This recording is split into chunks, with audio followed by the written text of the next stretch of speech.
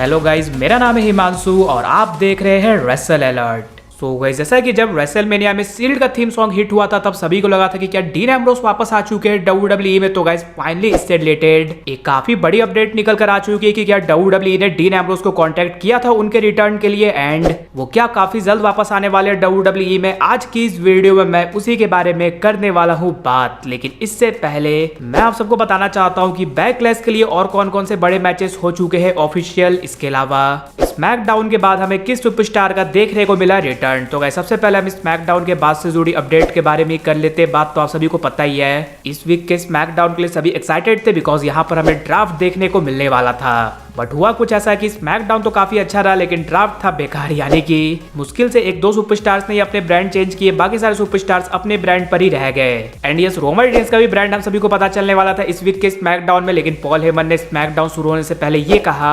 SmackDown को Roman Reigns ने बनाया, इसलिए ये बात साफ थी कि वही होने वाला था नंबर 1 पिक। इसलिए रोमन रेंस ने खुद से अपने आप को इस ड्राफ्ट से बाहर निकाल लिया बिकॉज वो चाहता है कि ये अपॉर्चुनिटी किसी और को मिले बिकॉज उसका रिटर्न अभी आसपास में नहीं होने वाला। इसलिए ट्रैवल चीफ ने वही किया जो कि ट्रैवल चीफ को करना चाहिए था, यानी कि उसने दिया किसी और को अपॉर्चुनिटी। लेकिन guys Paul Heyman, Solo Sikoa and Tama Tonga का ब्रांड हमें पता चलते हुए दिख गया और ये तीनों हमें स्मैकडाउन में ही रहते हुए दिखने वाले हैं। सो ब्लड लाइन जब स्मैकडाउन में तो रोमन रेंस का भी रिटर्न स्मैकडाउन में ही होना चाहिए, बट हाँ WWE ने उनका ब्रांड अनाउंस नहीं किया इसलिए इसके चांसेस जरूर से रहेंगे वो हमें रॉ में भी वापस आते हुए दिख सकते हैं। लेकिन हाँ, स्मैकडाउन के लिए WWE ने एक और चीज की थी अनाउंस, वो था CM पंक का रिटर्न। सभी सोच रहे थे कि वो हमें टेलीविजन पर आते हुए दिखेंगे लेकिन ऐसा कुछ हमें देखने को नहीं मिला। वो हमें स्मैकडाउन खत्म होने के बाद आते हुए दिखे, यानी कि वो वहां बैठे क्राउड के लिए हमें प्रोमो कट करते हुए दिखे, जिससे भी काफी लोग डिसअपॉइंट है बिकॉज WWE एडवर्टाइज इस तरह से कर रही थी कि CM पंक ड्राफ्ट का पार्ट होने वाले हैं, यानी कि पार्ट तो वो होने वाले लेकिन अपीयर भी हमें वो होते हुए दिखने वाले हैं दोनों नाइट्स पर। बट ऐसा नहीं हुआ। अब लेट्स सी कि क्या रॉ में वो हमें टेलीविजन पर देखने को मिलते हैं या फिर ऑफ एयर में ही होते हुए दिखते हैं अपीयर। इसके बाद नेक्स्ट बात कर ली जाए कि बैकलैश प्रीमियम लाइव इवेंट के लिए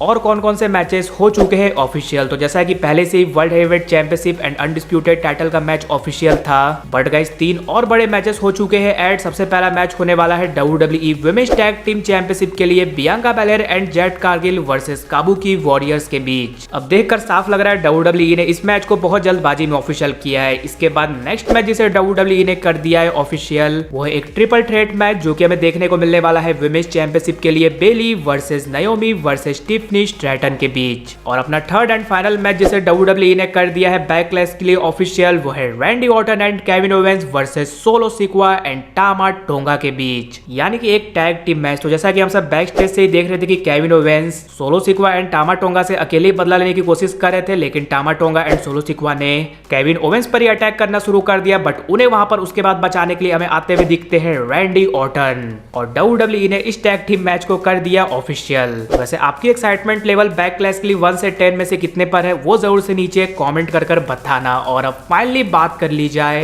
WWE ने क्या डीन एम्ब्रोस को वापस लाने की कोशिश की थी रेसलमेनिया में। तो आप सभी को पता ही है Roman Reigns versus Cody Rhodes के हुए रेसलमेनिया मैच में जब सील्ड का थीम सॉन्ग हिट हुआ था तब सभी को लग रहा था कि वहां पर हमें dean Ambrose and Seth Rollins दोनों आते हुए दिखने वाले, लेकिन सिर्फ और सिर्फ देखने को मिले सेथ रॉलिंस सील्ड के कॉस्ट्यूम में और हर किसी को लगा था कि वहां पर डीन एम्ब्रोस आने वाले। तो गाइस सबसे पहले टोनी खान से पूछा जाता है WWE ने क्या उन्हें कांटेक्ट किया था डीन एम्ब्रोस को वापस लाने के लिए। देन टोनी खान ने कहा WWE ने उन्हें कांटेक्ट नहीं किया था, बट रिसेंटली हुए इंटरव्यू में जब डीन एम्ब्रोस से यही सेम सवाल पूछा जाता है रेसलमेनिया में सील्ड के थीम सॉन्ग हिट होने के बारे में, तो उन्होंने कहा कि मैं तो जापान में आराम से सो रहा था जब वो चीज हो रही थी और जब मैं उठा तब मुझे कई सारे मैसेज आ रहे थे कि मुझे लगा तुम आने वाले हो वहां पर। फिर उन्होंने कहा कि मैं कंफ्यूज हो गया कि मैं कहां पर आने वाला हूं, जिसके बाद उन्होंने कहा कि मुझे ये अच्छा लगा कि लोगों ने मेरे बारे में ऐसा सोचा है, बट हाँ भाई मैं तो सो रहा था उस टाइम। अब डीन एम्ब्रोस का जवाब जिस तरह से रहता है उस तरह से ही ये जवाब भी था, यानी कि वो रेसलमेनिया वगैरह को देख नहीं रहे थे, वो आराम से सो रहे थे। लेकिन यहाँ पर उन्होंने एक ऐसी चीज कही है जो कि शायद से हिट करता है कि वो WWE में वापस आ सकते हैं। उन्होंने कहा कि उन्हें काफी अच्छा लगा कि फैंस ने ऐसा उनके बारे में सोचा,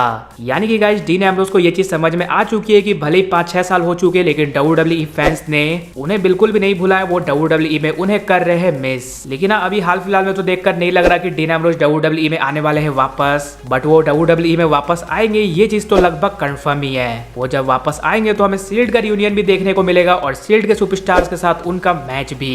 लेकिन गाइज आप सब मुझे ये कमेंट कर जरूर से बताने की क्या आपने भी रेसलमेनिया में यही एक्सपेक्ट किया था कि डीन एम्ब्रोस आने वाले हैं या फिर नहीं। इसके अलावा अगर वीडियो पसंद आएगी तो वीडियो को भी लाइक कर दीजिए और चैनल को सब्सक्राइब कर करने के साथ साथ उसके बगल वाले बेल आइकन को भी जरूर प्रेस कर दीजिए। तो मिलते हैं गाइज अगली वीडियो में।